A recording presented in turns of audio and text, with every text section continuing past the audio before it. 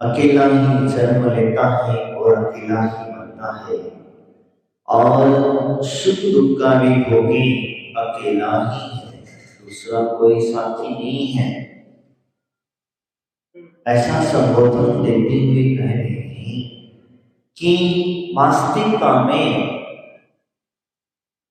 ये जीव जन्म मरण की चर्चा करते हैं तो अकेला ही जन्मा है और अकेला ही मृत्यु को प्राप्त होता है, लेकिन अकेला ही है तो फिर ये बीच में झंझट क्यों पाले हुए हैं?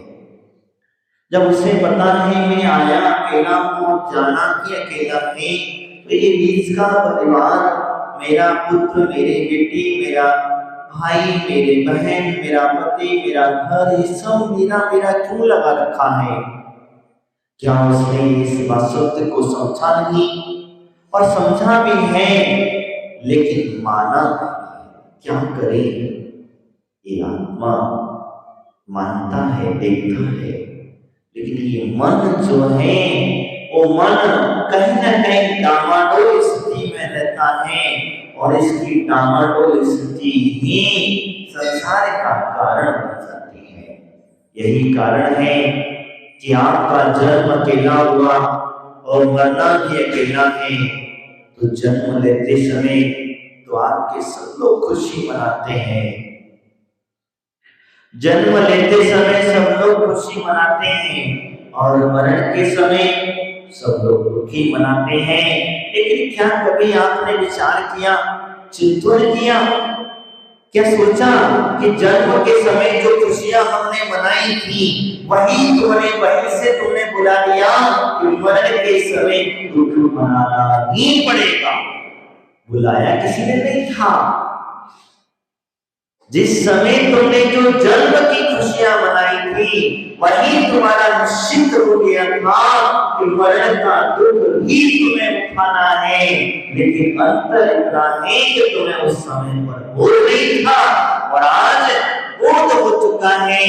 जब बोध हो गया है तो कहते हैं अवसाद हो गया जब चिड़िया चुग गई, अब पछताते हो। क्या पछताना? मरते समय जीव पछताता है, मरते समय विचार करता है, मरते समय दुख याद आते हैं, मरते समय उसे भगवान याद आते हैं, मरते समय उसे गुरु याद आते हैं, मरते समय वो जुर्मानी याद आती है। लेकिन क्या कभी उसने विचार किया कि मरते समय जब मुझे याद आ रही है उस समय पर पछता रहा है, विचार कर रहा है, अरे भैया तुमने जन्म के समय भी अगर इन्हें याद कर लिया होता तो ये दुख आज तुम्हें देखने की जरूरत नहीं पड़ती, ये पीड़ा आज तुम्हें सहने की जरूरत नहीं पड़ती। तुमने जन्म के समय इन्हें याद कर लिया होता तो तुम्हें कभी इस दुख से छुटकारा मिल गया होता, कभी का मिल गया होता। इसीलिए कहते हैं कि वह जन्मी मरे अकेला चेतन, सुख दुख का भोगी अकेला ही मरना है, अकेला ही। तो फिर आप एकांत में क्यों नहीं रहते हैं? एकांत में तो डर लगता, घबराहट होती है। जहां एकांत की बात कर दो और जहां तुमसे अकेला रहने की बात कर दो, तो अगर गलती से भी घर में से परिवार के मेंबर कहीं पिकनिक पे चले जाए, किसी शादी विवाह में चले जाए और तुम्हें अकेले को घर में रहना पड़ जाए, क्या होता? क्या होता? डर लगने लगता है, घबराहट होने लगती है, अंदर से जीव चलने लगता है, अरे हमें डर लगने लगता है, इतना डरने लगता है कि भैया कोई तो नींद तक नहीं आती है। तो यही चीज यहाँ संबोधन कर रहे हैं। इसीलिए अगर वास्तविकता में और तुम अनादिकाल से अकेले रहते रहे हो, ऐसा नहीं है कि अकेले नहीं रहते होगे, अनादिकाल से अकेले रहते हुए हो, और अकेले रहते रहते इतना समय बीत गया है, लेकिन अभी भी आप अपने आप को अकेला नहीं कर पाए हैं। आज भी आप अपने साथ में किसी न किसी सहारे की आवश्यकता पड़ जाती है। कहीं आपको जंगल में, घनघोर जंगल के अंदर में अकेला छोड़ दिया जाए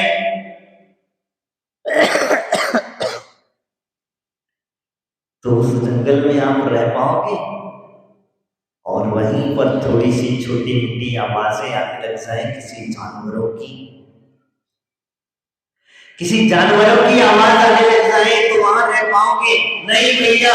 तो इसलिए कहते हैं कि आप अकेला रहने की आदत डाल लो, अकेला रहना ही पड़ेगा। बस अंतर इतना है कि आपने अभी तक उस अकेलेपन को महसूस नहीं किया है। और जिन व्यक्तियों को अकेला रहने की आदत पड़ जाती है वो 100 के बीच में भी अकेले रह लेते हैं।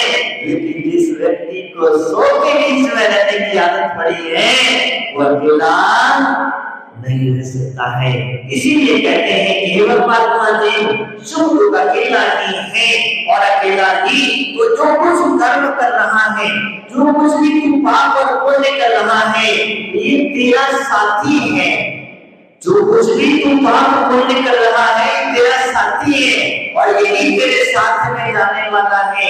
अगर तू विचार करे कि मेरे सगे संबंधी मेरे साथ चलने वाले हैं तो कहते हैं, उन्होंने आगे कह दिया था, आगे वास्तव चर्चा करेंगे तो वास्तविकता वो साथी कहां तक जाते हैं, कितनी दूर तक जाते हैं? तो कहते हैं कमला तक चल पैंड नसाई मरकट तक परिवारा। कहते हैं कि जो वास्तविकता तुम्हारा परिवार है, जो साथी है, जो मित्र है, वो अधिक से अधिक कहां तक जाएंगे? अधिक से अधिक कहां तक जाएंगे? मरकट तक जाएंगे। इससे आगे कोई जाने वाला नहीं है। वो भी क्यों जाते हैं? इसके पीछे भी रीजन है, कहीं तुम वापस लौट के ना जाओ।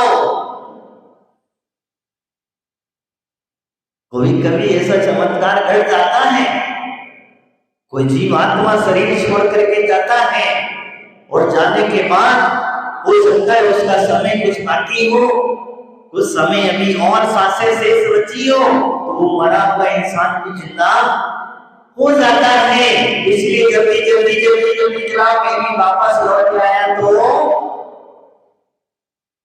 अरे भगवान कहते हो, वहां जा करके तो विचार करते हो, कहते बेचारा क्या लाया था, क्या ले गया, अकेला आया था, अकेला चला गया। उसके बारे में तो तुमने सोच लिया, चिंतन कर लिया, विचार कर लिया, लेकिन क्या कभी स्वयं के बारे में सोचा, स्वयं के बारे में चिंतन किया, कभी किसी से विचार किया? नहीं।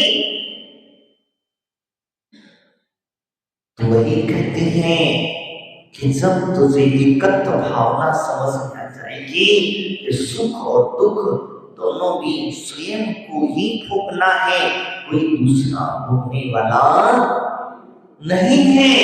सुख भी भोगेगा तो तुम ही भोगोगे और दुख भोगोगे तो तुम ही भोगने वाले हो, कोई दूसरा भोगने वाला। मान के चलो आपके हाथ में बहुत ज्यादा दर्द है और आपकी धर्म पत्नी से कहो कि तुम मेरा दर्द बांट लो, हाँ क्यों भैया? धर्म पत्नी है आपकी, अर्धांगिनी है, इसको अर्धांगिनी कहा जाता है। जब वो आधा आधा आपका बांट सकती है तो वे दर्द क्यों नहीं बांट सकती हैं? जब पुण्य की बात आती है, पुण्य कार्य में तो कह देते हो नहीं भैया साथ में चलो, दोनों आपस में फिर बांट करके करेंगे। दान करने की जब बात आती है तो कहता नहीं हम दोनों मिल करके करेंगे, और जब पाप करने की बात आती है तो पत्नी कहती तुम जाओ आगे, हम चले भी ना रहिए। बताओ, पाप करने की बारी आई तो तुमसे कह दिया। देखो बहुत अच्छी बात एक और कहता हूं, ये भी आप ही के अंदर की आत्मा है, मात्र अंतर इतना ही है कि इनकी पर्याय स्त्री है और इनकी पर्याय पुरुष है। आत्मा दोनों में एक जैसी है, उद्गल द्रव्य की पर्याय अलग अलग है, लेकिन लेकिन इस पुद्गल ग्रह में भी देखिए कितना बड़ा वैभव करता है। छठे नरक तक तो स्त्री साथ में जाती है। कौन सी? छठे नरक तक तो स्त्री साथ में चली जाएगी। सातवां नरक आया तो कहते तुम जाओ, हम ना जा रहे। इसलिए देखो तुम लोग चक्कर लगाते ना, काहे के? कितने फेरे लगाते हो? हाँ, 7 फेरे लगाते हो। 6 फेरे में, 6 फेरे में क्या होता? बताओ जरी, हमें नहीं पता है।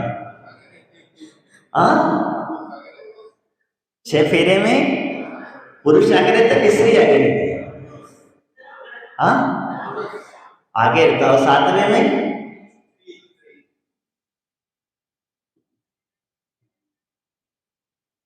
कहीं ना कहीं कोई ना कोई संपर्क अवश्य है, यही कहा जाता है। इसलिए मैं आपसे जो कह रहा हूं, सुख और दुख ये एक ऐसी चीजें हैं। एक सुख का के 2 पहलू है, एक सुख है एक दुख है। मात्र अंतर इतना ही है कि हमने सुख का अनुभव करते हैं तो सुख आ जाता है, और दुख का अनुभव करते हैं तो दुख आ जाता है। इनको बुलाने वाला कौन है? इन्हें बुलाने वाला कौन है? कोई नहीं है, स्वयं ही है। ये जीवात्मा ने जो कर्म माने हैं, उस कर्म के वशीभूत होकर के वो सुख और दुख का अनुभव कर रहा है, कोई दूसरा नहीं। ये पुद्गल तक नहीं करता, ये ध्यान रखना। ये जो पुद्गल है, ये पुद्गल तक भी सुख दुख का अनुभव नहीं करता। ये तो मात्र माध्यम है, आपको एहसास कराता है, अनुभव कराता है। लेकिन ये पुद्गल वही कह रहा है। तो मैं आपसे जो कह रहा था, स्वयं ही भोगने वाला है और स्वयं को ही भोगना है। इसलिए सुख करते समय, सुख के अनुभव करते समय किसी को सुख बांटना मत, और दुख का उदय जब हो तब किसी के साथ में उसको भी मत बांटना। क्योंकि आप भले ही कोई कहे हम आपके दुख में सहभागी हैं, हम आपके सुख में सहभागी हैं, कोई किसी का सहभागी नहीं होता। मात्र व्यवहारिकता से शब्दों का उच्चारण अवश्य हो जाता है, और इन शब्दों के चक्कर में हम फंस जाते हैं। वास्तविकता में यही होता है। एक बार एक घटना घटी, बहुत सुंदर सी घटना घटी। एक व्यक्ति एक सन्यासी से सुख दुख का अनुभव पूछने पहुंच गया। मैं इस सत्य को जानना चाहता हूं, सुख दुख का अनुभव। बोले सुख क्या है और दुख क्या है, इस सत्य को जानना है मेरा। बहुत बड़ा प्रोफेसर था तो पहुंच गया, भागा भागा एक सन्यासी के आश्रम में वहां पहुंचा। सन्यासी ने कहा, बहुत दूर से चल करके आए हो, तो चल करके आए हो तो थक गए होंगे, रुक 10 मिनट आप लोग थोड़ा आराम करो, मैं आपके लिए चाय बना के लाता। क्या लेके आता हूँ? चाय बना के लाता। थक गए होंगे। तो गया सन्यासी, और सन्यासी जैसे ही अंदर गया, अंदर जाकर उसने चाय बनाई, चाय बना करके लेकर के आता है। 10 मिनट का टाइम लगभग लग गया। उस सुख दुख जो पूछने आया था वो सब भूल गया। अब उसकी उत्सुकता खत्म हो गई, और उसके दिमाग में ये चल रहा था कि सुख दुख का आंसर, सत्य का आंसर चाय से कैसे मिलने वाला है। तो बेचारा दिमाग उसका तो सटक गया। बोले सन्यासी पागल हो गया है। मेरा इतना बड़ा प्रश्न है, और इस प्रश्न का आंसर सिर्फ मात्र चाय से मिलने वाला असंभव है। उसने उस चक्कर में उस प्रश्न पर ध्यान देना ही बंद कर दिया। जाने दो, अपन तो चाय पिएंगे, बाकी बात देखा जाएगा क्या होता है। बस उसका ध्यान था चाय की तरफ। उस प्रश्न का आंसर उसका समाप्त हो गया। अब वो कहते थोड़ी देर बाद वो चाय लेकर के आ गया, और आने के बाद में क्या होता है घटना देखिए। उसने खाली कप प्लेट उसके हाथ में थमा दिया। क्या करा? क्या करा? खाली कप प्लेट जो है उसके हाथ में थमा दिया, और थमा दिया तो हाथ में केतली में चाय थी गरम गरम, और जब उसने भरना चालू करी, क्या क्या भरना चालू करी? चाय। जब चाय भरना चालू करी तो कहते हैं कप भर गया, नीचे प्लेट थी वो भी भर गई, और जब वो भी भर गई तो वो जोर से चिल्लाया, बाबा जी रुको, कि वो गरम गरम चाय थी और अरे हाथ पैर पर गिर गई तो अब इसमें एक बूंद भी जगह नहीं बची है, और जब एक बूंद जगह नहीं बची है तब इसमें तो फिर बाबा जी ने कहा, भैया जब तुम्हारी कप प्लेट में एक बूंद जगह तुम्हें कैसे पता चला? तुम्हें पता कैसे चला बताओ कि इसमें एक बूंद जगह नहीं है?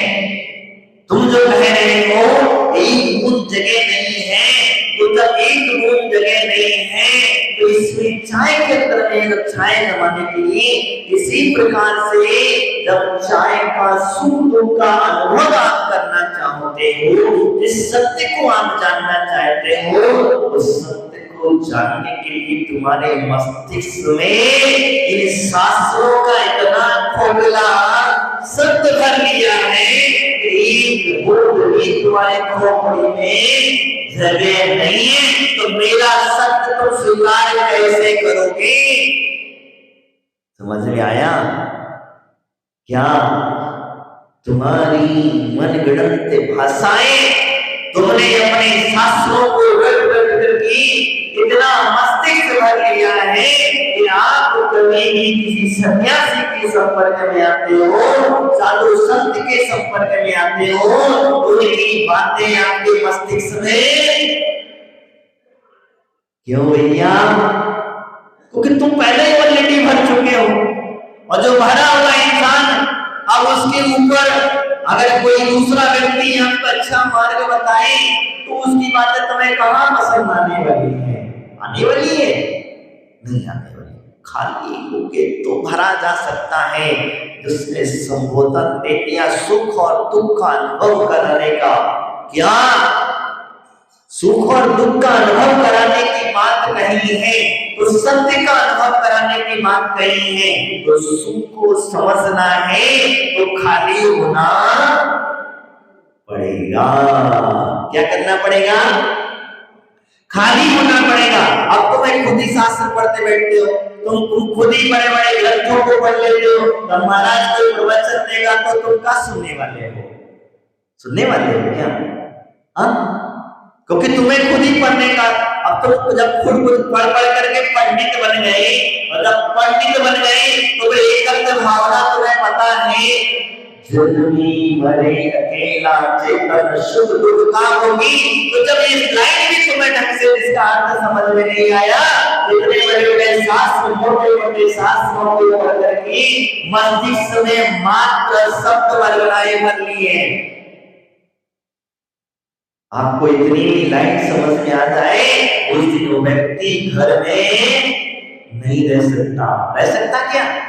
संसार का कार्य नहीं कर सकता, घर में उसके बैठने का मन ही नहीं लगेगा। वो लाख कोशिश करे कि मैं घर में पैर मेरा टिक जाए, तो संभव नहीं है। इसी का कारण कहा जाता है हम भूल गए, हम बहुत भूल गए, बहुत सारी चीजें भूल गए हैं, इसलिए आज हम पीछे पड़े हैं। मैंने एक जगह देखा कि बड़े बड़े जो शास्त्र, ये शास्त्रों का स्वाध्याय करने वाले विद्वान लोग, और उनसे जब पूछा जाता है कि सुख अकेला दुख न भूखे, कहते हैं जब उनसे कहा जाता है, जब उन्हें पीड़ा होती है ना, उन्हें जब दर्द होता है ना, जब उन्हें तकलीफ होती है, जब कहा जाता है कि तुम एक टाइम रहना, एक किस करना है, तुमने कर्मास्तिकता में शास्त्र पढ़े हैं, तुम्हें किस करना, एक टाइम करना है, एक टाइम आहार करना है। बस वो मत कहो, बस सब कह दो। किस करना है? नग्न रहना है, एक वस्त्र, सर्दी हो गर्मी हो कुछ भी हो, आप अगर ठीक है तब हम समझेंगे शास्त्र का ज्ञान आपने पढ़ा है। क्योंकि ज्ञानी ज्ञान का सदुपयोग करता है। समझ में आ रहा ना मेरी बात?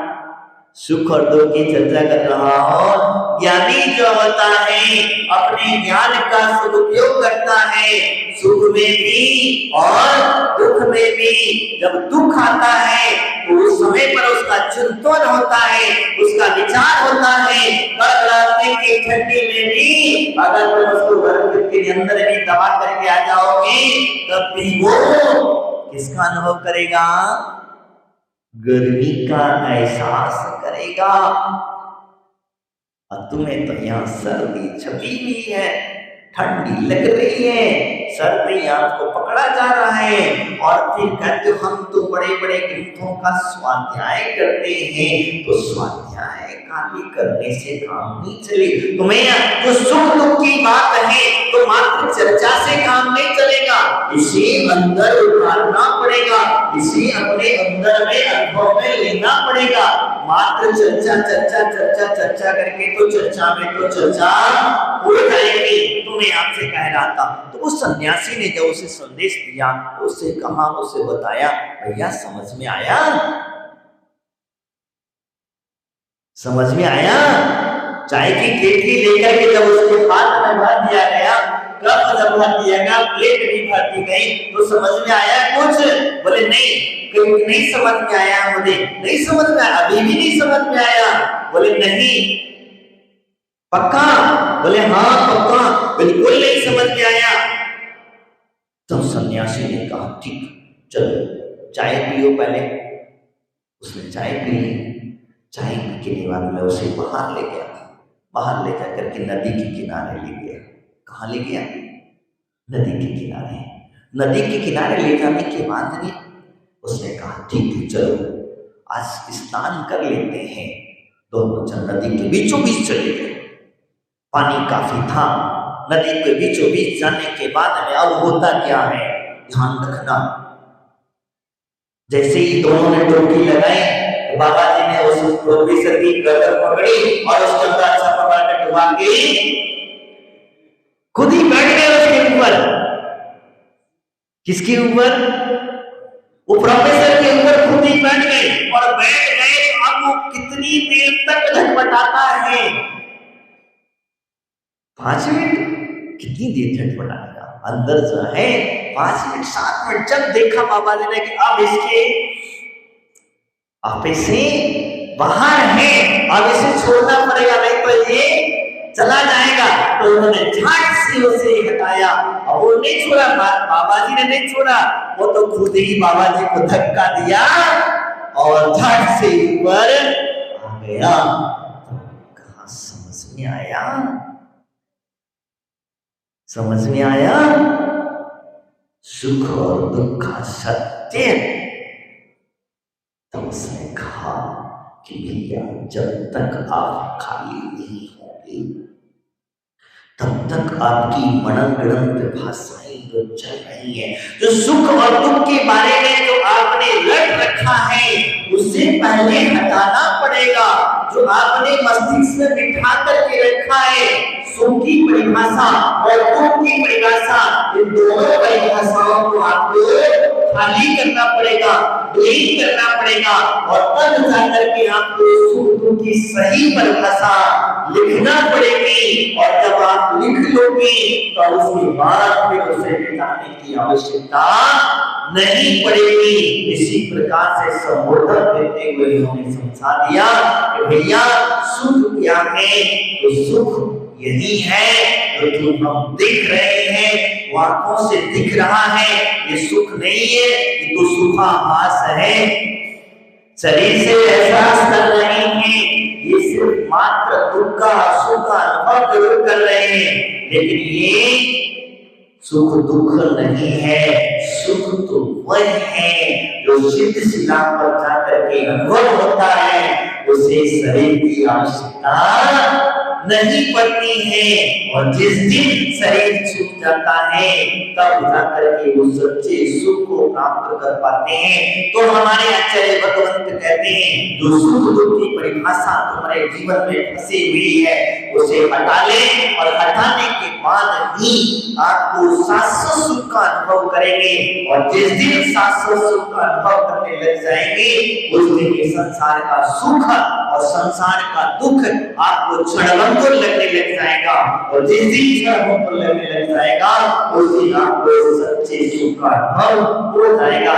यहाँ वही कहते हैं और किसी का क्या दिन, ये देह जुदी होगी, इस शरीर की ये दिन आपका छूटने वाला है।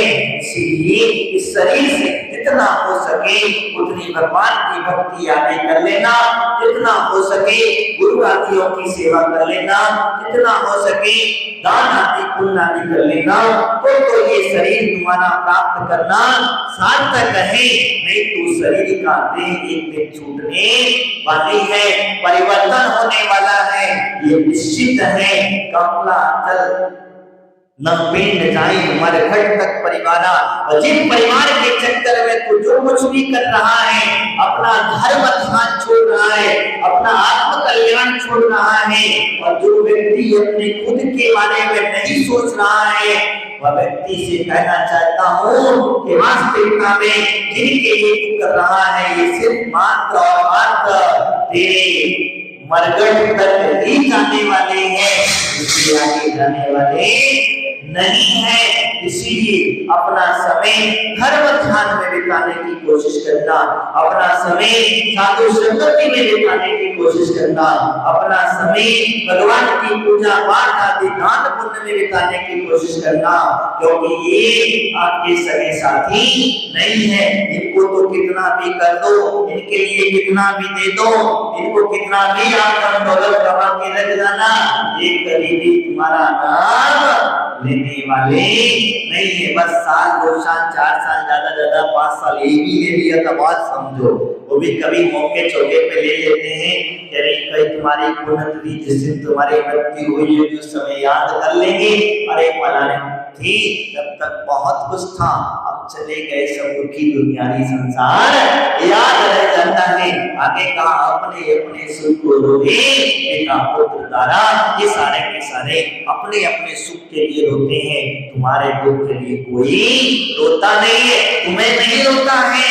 तुम ये ध्यान रख लेना, ये दुखी अवश्य होते हैं, आपके जाने के बाद में दुखी इसीलिए होते हैं कि अब घर का काम कौन करेगा, दुकान पे जाके कौन बैठेगा, धन दौलत कौन कमा के लाएगा।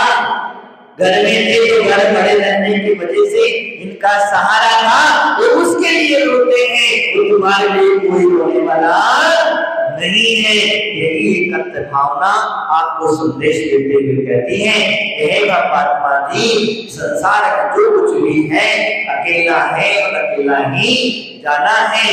ये चेतन अब अपने आत्म कल्याण के मार्ग पर बढ़ने का भाव रखना, इन्हीं भावनाओं के साथ बोले महावीर भगवान की अच्छे महाराज की